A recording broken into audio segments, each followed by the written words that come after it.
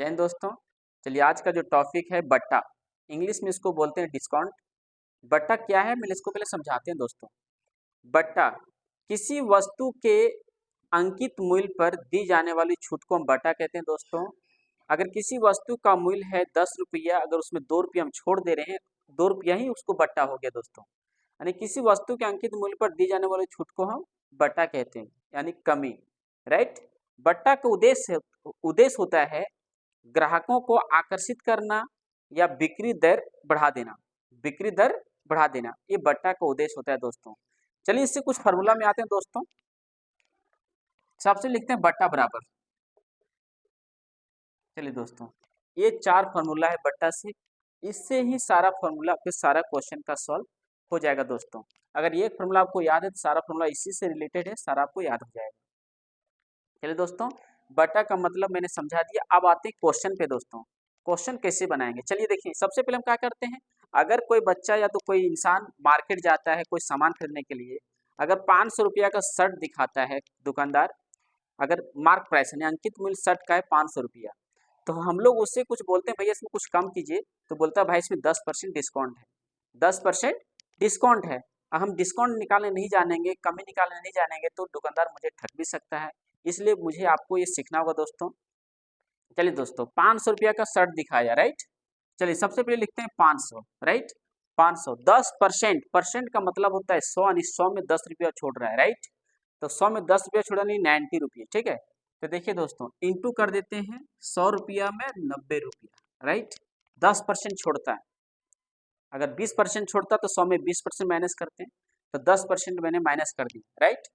तो देखिए क्या करते हैं, 10 से 10 कैंसिल, 10 से 10 कैंसिल, और 9 और 5 से मल्टीप्लाई करेंगे तो आ जाएगा 45 और 10 पुट हो जाएगा। यानी शर्ट का ओरिजिनल दाम हो गया 450 रुपया, यानी दुकानदार मुझे एक शर्ट को 450 में बेचेगा और हम उसे 450 में खरीदेंगे दोस्तों।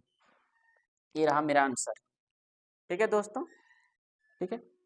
अब देखिए, अब इसमें कितना परसेंट छोड़ा, अब हम इसमें देखिए कितना 10% छोड़ा, तो कितना डिस्काउंट दिया, कितना डिस्काउंट दिया, तो हम बट्टा निकालते हैं। क्या निकालते हैं, कितना बट्टा, नहीं कितना पैसा वो छोड़ा हमको, तो लिखते हैं बट्टा बराबर दोस्तों, यही फॉर्मूला से आ जाते हैं बट्टा बराबर।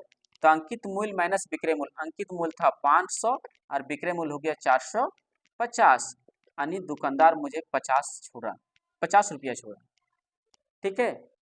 चलिए बच्चों देखिए अगला प्रश्न लाते हैं। कोई लेडीज या तो महिला सरिया जाती है, साड़ी खरीदती है, तो साड़ी का अंकित मूल्य है 2000 रुपया। कितना है, 2000 रुपया दोस्तों। अब क्या है कि तो महिला लोग हकीकत में ज़्यादा मोर मलाई करती है, तो सीधे बोला इसमें कितना परसेंट छूट है, कितना डिस्काउंट है, कितना कम करते हैं। दुकानदार बताए इसमें 20% छोड़ दे रहे हैं, तो 20% छोड़ दे तो उसका मूल्य क्या होगा, विक्रय मूल्य क्या होगा, चलिए इसको बताते हैं दोस्तों। सबसे पहले क्या करते हैं, साड़ी का मूल्य लिखते हैं 2000, ठीक है।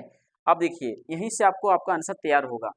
20% छोड़ता है वो, तो 100 में 20% यानी 80, तो देखिए 100 में 80, ठीक है। अब आंसर मेरा तैयार हो जाएगा।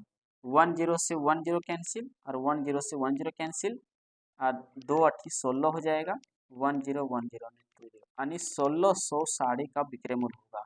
यानी दुकानदार उस साड़ी को 1600 में बेचेगा और हम उसे 1600 में खरीदेंगे।